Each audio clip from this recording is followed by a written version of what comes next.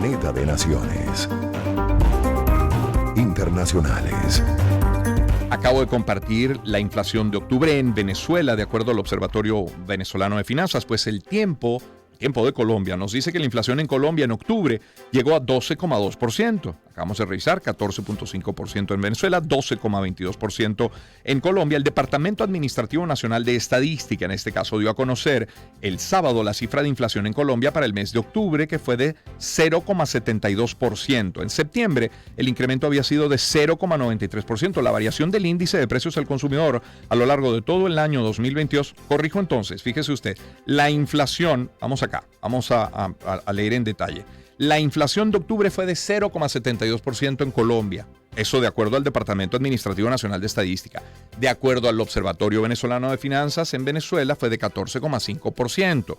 Ahora, la variación del índice de precios al consumidor a lo largo de todo el año 2022, es decir, lo que llamamos inflación acumulada en Colombia, ha sido de 12,22%, en Venezuela de 142,6%, frente a un 4,58% registrado en octubre del año pasado. ¿Ok? 6:39 minutos. Vamos entonces a Colombia nosotros y lo hacemos a través de Ricardo Emilio Barco, economista colombiano de Bruch College en Nueva York, magíster en Administración de Riesgo Financiero de Hofstra University en New York, especialista en mercado de divisas. Ricardo Emilio, muy buen día, ¿cómo está? ¿Cómo le va? Buenos días, Román. Un gusto saludarlo a usted, a su amable audiencia. Muchísimas gracias por atender nuestro llamado. A ver, el dólar en Colombia ha venido, subiendo en los últimos días. Ayer 6 estuve leyendo, se cotizaba en 5.061,21 pesos colombianos por dólar. Entiendo que el aumento en una semana fue de 4,02%, pero que desde que inició este año ha sido de 27%. ¿Es más o menos la cifra que manejan? Es correcto. Yo manejo una cifra de principio de año de más o menos 25.8, 26%. Ok. Ahora, las razones, ¿cuáles son las razones? Porque en el gobierno de Santos el precio de ese dólar estaba en 2.890 pesos por dólar. Con Duque aumentó a 4.043 y ya con Petro va por los 5.061. ¿Cómo se entiende? ¿Qué lo explica? Pues hay varios factores. El primer factor es que de manera internacional, que es un factor muy fuerte, la Reserva Federal de los Estados Unidos ha venido subiendo las tasas de interés, lo cual lleva a que sea mucho más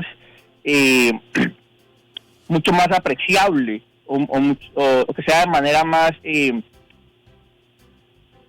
da mayor utilidad tener el dinero en Estados Unidos en bonos de Estados Unidos. Uh-huh. Eso quiere decir que los inversionistas sacan el dinero. Entonces, al sacar el dinero, pues hay escasez de dinero y en la ley de oferta y demanda, pues el dólar tiende a subir en la mayoría de países y se fortalece el dólar. Lo hemos visto con el euro, con la libra británica, con la mayoría de monedas, con el yen. Sin embargo, creo que en Colombia se ha acentuado muchísimo más la depreciación de la moneda, la devaluación de la moneda en comparación con los demás países de la región. Si comparamos Perú, Chile, México, Brasil, Uruguay. A ver, parece ser un problema de fondo, quizás magnificado sí por factores externos. Bueno, a propósito de lo que está haciendo la economía de los Estados Unidos, puede ser también pandemia, esa inflación global, pero parece que hay factores de fondo que son intrínsecos a Colombia, que tienen que ver directamente con el manejo que se ha hecho en ese país por esos tres gobiernos. Repito, por el gobierno de Santos, por el gobierno de Duque y ahora los pocos días que tiene ya en el poder Petro, ¿no? Es correcto. Yo creo que en el gobierno del presidente Duque hubo una cierta estabilidad, hubo una fluctuación, pero el dólar estuvo, digamos que estable entre los 3.600 y los 4.400 pesos en el dólar en el gobierno del presidente Duque. En el gobierno del presidente Santos, sí, el que fueron 8 años, fue un gobierno mucho más extenso que el de Duque. El dólar sí varió más o menos 1.000 pesos. Lo que sí es preocupante es que en los 4 meses o en los 3 meses que lleva el presidente Petro, el dólar ha tenido una variación cercana a los 700 pesos, 750 pesos. ¿Y cómo responde el gobierno ante esta subida que se va acentuando? ¿Qué responde? Porque el Ejecutivo he leído que ha dicho que bueno, que el Producto Interno Bruto en Colombia va a aumentar 6%. ¿Le cree al final la gente? ¿Le cree el empresario colombiano? Porque si le creyera, poco probable que sigan sacando su dinero, ¿no? Yo creo que el tema de sacar el dinero tiene los dos factores. El primero es que los inversionistas se van para donde ganan más. Sí, claro. Y el segundo es que sí hay una desconfianza muy grande en algunas de las medidas del actual gobierno. El gobierno se contradice en muchas cosas y el mercado no le está comprando la narrativa que el gobierno quiere imponer. La situación es preocupante. Digamos que yo en 17 años de desempeño profesional nunca había visto una volatilidad de la manera en que se ha visto en los últimos 60 o 70 días. Ya vamos a hablar de esas medidas que incluyen, por cierto, el proyecto de ley de reforma tributaria, pero ¿cómo se traduce ese aumento del precio del dólar en la calle? Estamos conversando con Ricardo Emilio Barco, economista. Ricardo, ¿esos precios en la calle suben de la mano del dólar, al menos de esos productos importados o de aquellos productos hechos en Colombia, pero que dependen de materia prima importada? Totalmente. O sea, al inicio de la conversación escuchaba que ustedes compartían el dato de la inflación. Sí. Yo creo que el dato de la inflación del mes de octubre nos sorprendió a muchos. Se esperaba que la inflación empezara a descender a finales de este año y la verdad es que no lo ha hecho. Hace 30 años que no teníamos hace 25 años que no teníamos una inflación del 12% en un año.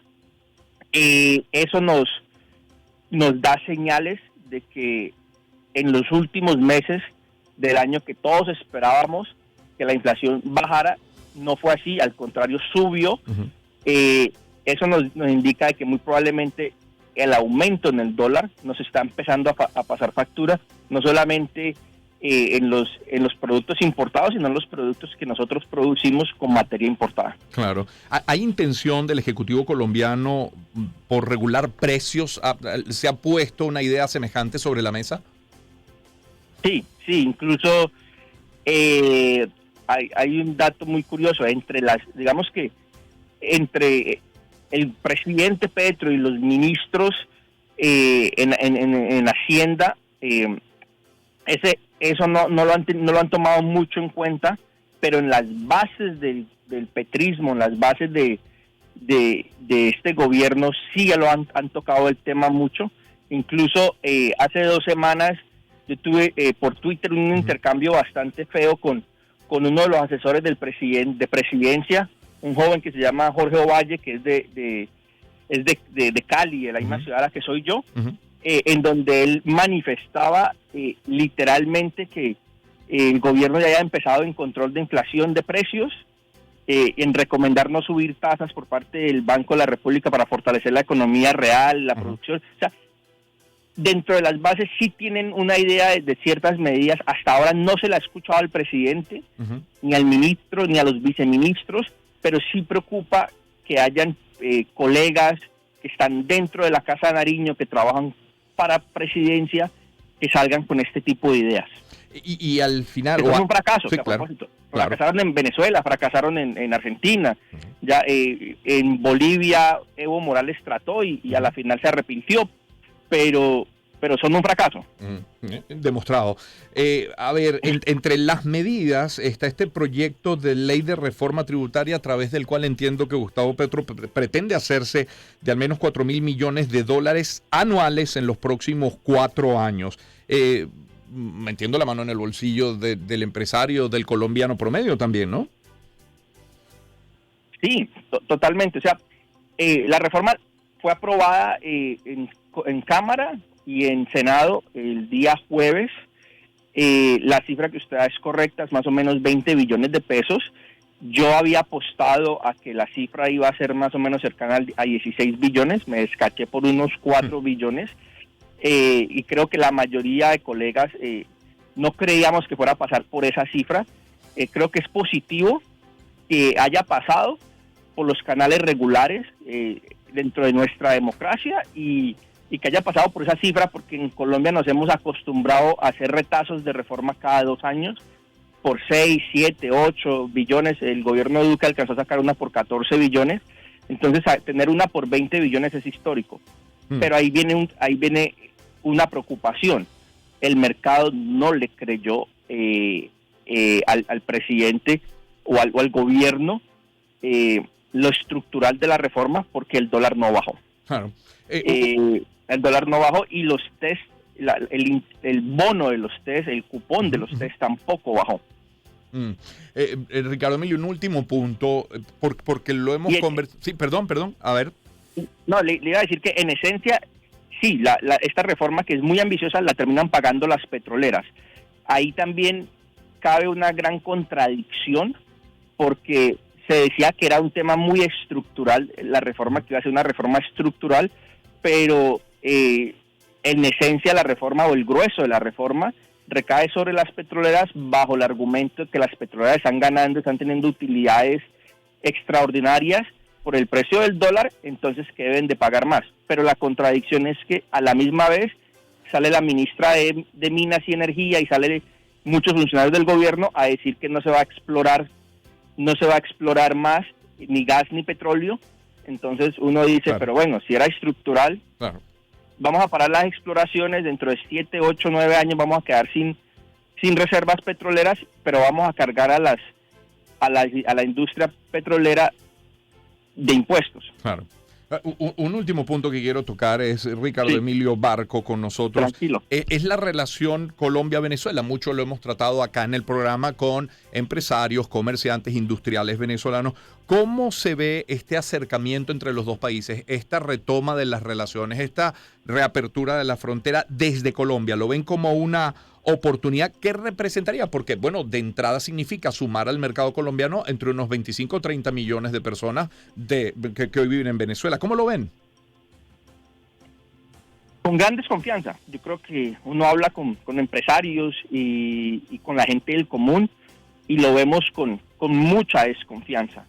Yo he sido partidario de que la frontera debe ser abierta, de que debe haber comercio.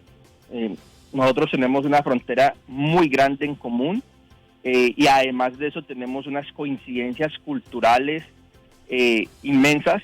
Para poner un ejemplo pequeño, en los últimos meses han llegado muchos compatriotas a Nueva York, compatriotas suyos a Nueva York, y uno se sienta a hablar con ellos y encuentra muchas coincidencias. O sea que tener la frontera cerrada es negativo. Yo soy amigo que está abierta, pero hay una deuda o una deuda de más o menos 6.000 millones de dólares de empresarios venezolanos con colombianos, que llevó a que el comercio prácticamente se marchitara. En el tema de las aerolíneas, por ejemplo, a Avianca le debían 300 millones de dólares. Entonces, la pregunta es, ¿cómo asegurarnos de que haya un flujo constante, pero que las personas o sea, que los empresarios colombianos puedan enviar con tranquilidad un producto y que se les pague? Y creo que en ese punto ni el gobierno de Venezuela ni el embajador Armando Benedetti en Caracas han dado mucha claridad. Ha habido mucha retórica, pero poca realidad sobre cómo se va a pagar lo que se envía desde Colombia. Ricardo Emilio, muchísimas gracias por acompañarnos esta mañana. No, gracias, Román. Un saludo especial. Un placer. Ricardo Emilio Barco es economista colombiano de Baruch College en Nueva York, magíster en Administración de Riesgo Financiero del Hofstra University en Nueva York, especialista en mercado de divisas. Quiero repetir la cifra, por favor, por si hubo algún error cuando la compartí inicialmente. Ojo que estamos comparando cifras del Departamento Administrativo Nacional de Estadística de Colombia con el Observatorio Venezolano de Finanzas que no con el Banco Central de Venezuela. Eso es importante aclararlo. En todo caso, comparando estas dos cifras, repito, Departamento Administrativo Nacional de Estadística de Colombia y Observatorio Venezolano de Finanzas, encontramos que en octubre la inflación en Colombia fue de 0,72%, en Venezuela de 14,5% y la inflación acumulada enero-octubre en Colombia fue de 12,22%, en Venezuela de 142,6%. Hay otras notas del panorama internacional.